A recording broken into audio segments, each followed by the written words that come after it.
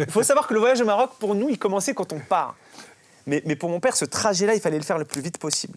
Et en fait, on prenait pas, il n'y avait pas d'hôtel. On faisait 3 jours de route, mais il n'y avait pas d'hôtel. Ah ouais. Non, non. Nous, Vous dormiez dans la voiture? Ah oui, on dormait dans la voiture, dans les aires de repos. Mais quand j'ai mon père, c'est 3 jours de route 3 jours de route en mangeant des sandwichs, 3 jours de route où mon père s'arrêtait 20 minutes par jour, donc 3 jours de route où il dormait 20 minutes par jour. Ok, puis il y avait le bateau aussi. Après, 3 jours de route où la voiture, elle n'était pas aérée, donc tu pètes, c'était pareil. T'arrivais 3 jours où t'arrivais en Espagne, crevé. Il y avait 3 heures de sommeil dans le truc de partant de Monaco. Il y avait la bagarre, et ça parlera beaucoup de Maghrébins, la bagarre dans les ports pour monter dans les bateaux en priorité. Il fallait réussir, il fallait jouer des coudes, il fallait connaître les signaux de quand il fallait partir pour monter en premier, parce que sinon, on pouvait rester 24 heures bloqué dans le port. Tellement il y avait de monde.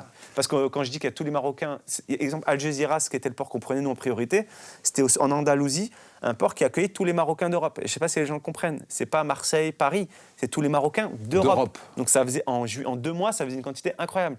Tu mets Éric Zemmour, il convulse. Là, c'était pas bon. Et vraiment, c'était ça. Et je sais qu'on a perdu la moitié de l'audience. Et là, on monte dans le bateau et c'était le seul moyen de repos, ce bateau. Et ce bateau, c'était un moment incroyable parce que c'était le moment où je voyais mon père assis, détendu, parce qu'il était speed tout le temps, et où on pouvait nous voir la mer, alors moi la mer comme d'habitude, et on rencontrait des gens, on faisait des rencontres, c'était incroyable.